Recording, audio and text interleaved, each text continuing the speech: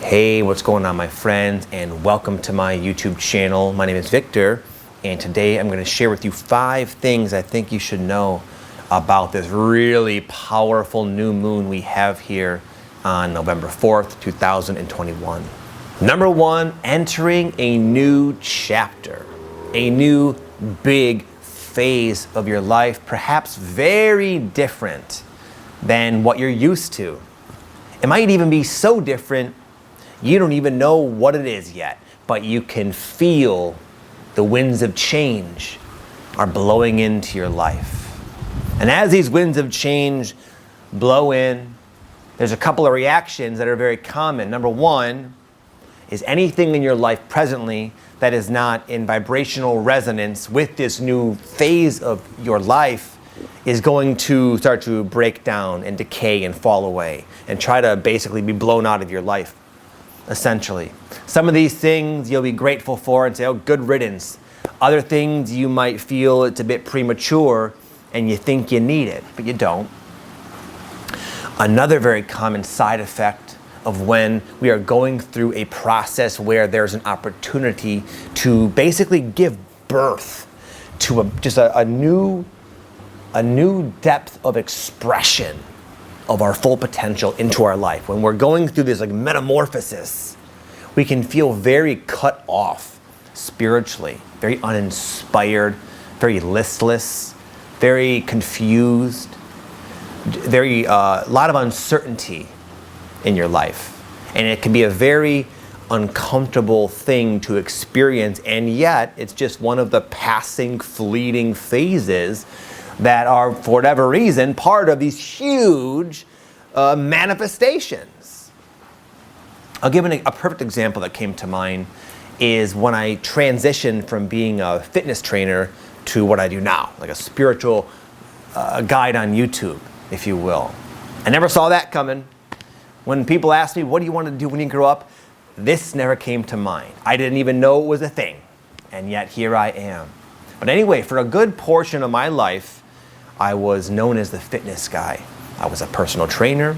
I had a real passion for fitness. I was always reading about it. I was always really good at working out. And that was like who I was and what I did. That was my career. I ran a personal training gym. And like a lot of you, I came to a point where I just had this sense it was time to move on. And I kind of wanted to move on. I started to see my vocation, my life very differently, and I started to really long for more, deeper level of satisfaction, a deeper level of purpose than I was able to get as a personal trainer.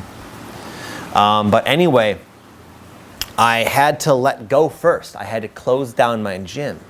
And that was so difficult for me because it was such a source of stability financially, and also it was all I knew. It was a strong source of certainty for me.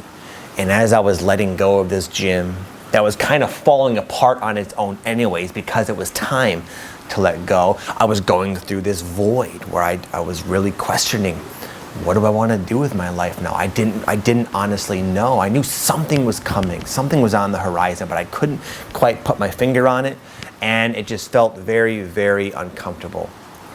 But as this transition came to sort of a completion, I found myself living in a new location with a much warmer climate in San Diego from Michigan. I was free. My YouTube channel took off. I was coaching people. My life, my day-to-day life was so drastically different and improved and more ideal and more aligned and it was amazing. It was amazing, and it's not anything I could have ever planned for or plotted out or conjured up in my mind. It was not something I had intended to do, but Spirit took me there. But on the way there, I went through what a lot of you folks are going through, which I'll talk about now, the void. Kind of an identity crisis, if you will. It might feel like you're going through, like number 2, I'm getting to number 2 now, another dark night of the soul. An identity shift. It was one thing to close down my gym. It was difficult enough because that's how I made a good portion of my money, and I have a family and I had responsibilities. So letting go of that seemed quite illogical to my mind, but yet I felt compelled to do it spiritually, and I did it. That was hard. What was even harder was facing the fact that if I let go of this gym, and if I close this chapter of my life, then I'm basically admitting to myself that I don't know who I am. My whole identity was wrapped up in Victor, the fitness person. And to let go of the gym meant letting go of that. And it made me, I felt completely lost. I felt it was also hard on myself because I thought by this time in life, I should know who I am. I should know what I want to do with my life. I should be already established. I should not be starting over at 30-something years old with a family and starting from a freaking blank page. It's like an identity crisis, man. But it's only when there's a quote I looked up because I've heard it before. It's something like, we have to lose ourselves to find ourselves. And it's something a lot of people don't allow themselves to do because it's so hard to let go of that certainty. But if you can do it, if you can allow yourself to be clueless, foggy, that's when something new sparks of your soul can ignite and take root in your body, in your mind, in your thinking, in your personality, in your character, and start to be expressed in your life.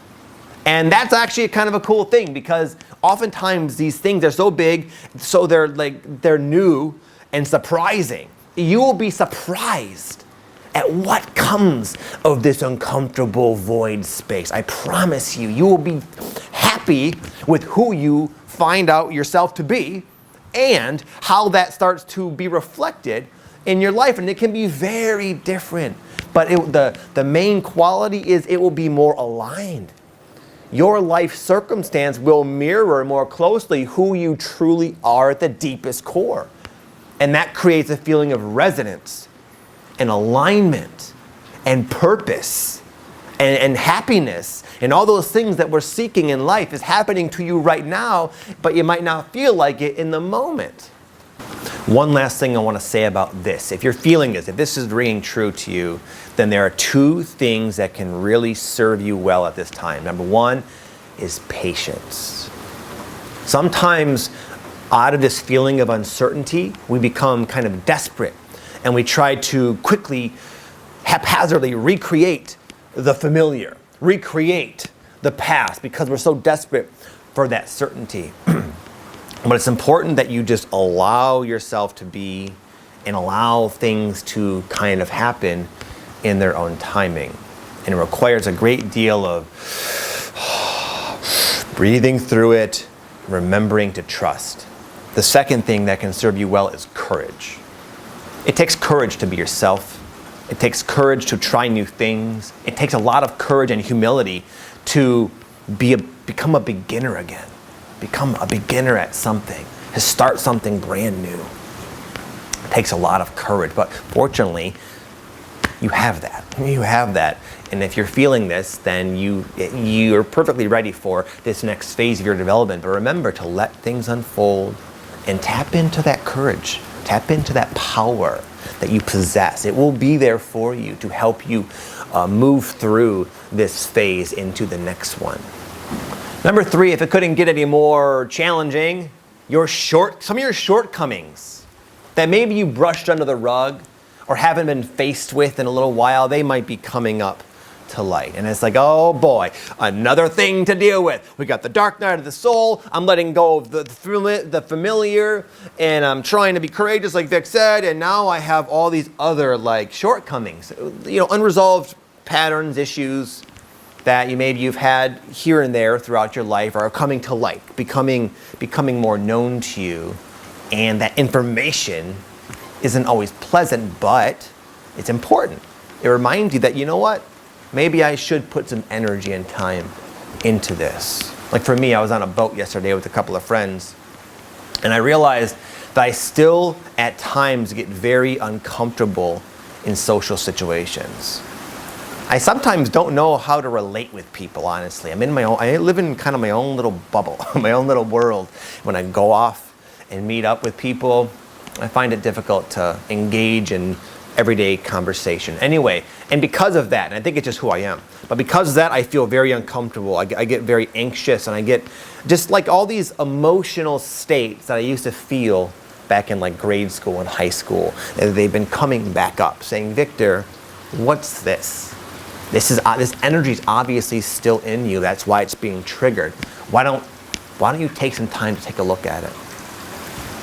And a lot of times this next phase of our life will require that we work on these particular things that happen to be coming up at this time before you really get rolling, you really get moving with your purpose, with this next chapter of your life. So it's really good to just sort of suck it up and humble yourself and say, you know what, higher self, I got the message, I'll look into it. I'll do some journaling, some meditation, some breath work, whatever suits your fancy. It's good to address these things that are coming up for you right now. Number 4 is more of a reminder of something you already know, and at the very least, sense intuitively, that you are not alone in this. Sometimes as human beings going through a spiritual awakening of our consciousness, we can create these experiences where there's the illusion of being completely alone, completely severed off from our source of love and eternity and infinity. It just so happens that right now, during this new moon time and whole month, that the veil is very, very thin. And it wouldn't take much of you to reach out and simply ask for some help. God, Jesus, Buddha, higher self, spirit guides, grandmother who passed over 10 years ago, I could really use a freaking bone right now. I could really use a confirmation. I'm feeling weak. I'm feeling discouraged. Show me something. Show me you're out there.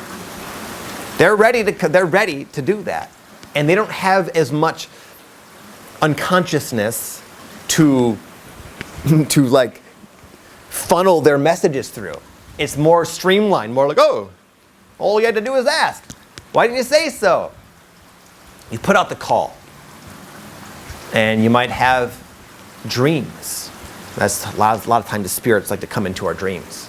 And you know it's different. You can just feel it's different in the dream. Because dreams are all, in a sense, kind of a similar vibe. But when a spirit or when something divine pierces your dream, it really sort of stands out. Mainly by how it makes you feel. You get to feel that closeness to God, closeness to the divine that you are very much a part of.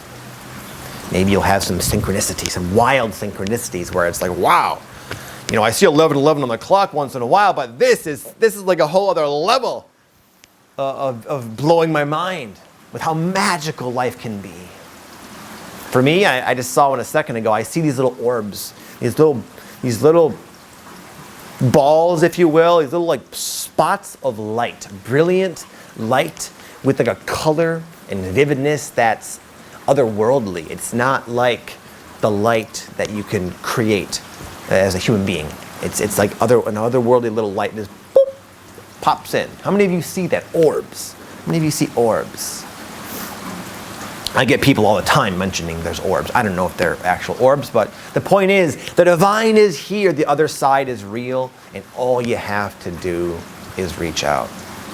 And number 5, what you're doing right now, whether it feels like it or whether you think so or not, is you're aligning yourself, your life, your being with perfect, impeccable timing, divine timing. When we are aligned with the flow of life, which is in a sense what's happening right now with us, with you and I, we don't have to do as much. We certainly don't have to think as much. Things will happen. And when we are aligned with perfect timing, these things that happen that can move us forward, they don't take a lot of time, They don't require a lot of energy from you, and yet it's like a slingshot into progress, a slingshot into your potential, a slingshot into your dreams, with only a little bitty touch when you can really listen to yourself, really listen, really take actions based upon your intuitive understanding of where you are in your life. We always kind of know. All the things I'm discussing, I'm going through it right now. And in this moment, I just have this sense that something really cool and exciting is coming. And I felt just like I described, kind of depressed, kind of like listless and just like down and very uninspired and like almost like not knowing who I am. But there's also parallel to that a part of me that knows it's all good. It's all perfect. And soon it'll prove it to me, but I can tap into that trust and that faith anytime I want, and so can you. Oops, I almost fell. Anyway, as a quick little example from a book I'm reading to really remind you of how life can work, I'm going to share it with you. It's from the book, The Untethered Soul. But a lot of you have probably read that, actually. And the author, I believe, Michael Singer, he talks about a familiar experience to most of us when we're really stuck on a person. We have a strong crush on a girl or a guy, and we're like madly in love, but they're not paying any attention to us. And maybe they're with somebody else, and we love them very much. That's a pain. That's a very deep pain that really cuts to the core, right? And there's been times like me after a breakup, as an example, where I'd wake up late. I wouldn't go to school that day. My hair would be messy. I'd be in my Joe Boxer freaking pajamas. Just, life sucks. Like just that totally low energy, depressed sort of state. Anyway, in the book, Michael Singer says, well, what if someone in that state gets a text message, ding, from that person that says, hey, you want to go out? Instantly, your body is flooded with enthusiasm and spirit and life and energy, and you're feeling great, and the sun is shining, and everything's gravy, and you're optimistic and enthused about life, and everything can change in an instant. And that's how perfect timing works. It's a far more efficient, accelerated way to bring you the things that are important to you in your life on all levels. Your higher self knows every little thing, every little speck of a moment you need to experience in the shortest possible time to get the things you want and even beyond what you think you want. So if things are being brought to light to look at them. It's important. It's part of where you're going. If you're feeling like you don't know who you are anymore and life sucks and you're going through dark night, so fantastic. Obviously, that's something you need to go through to get to where you want to go.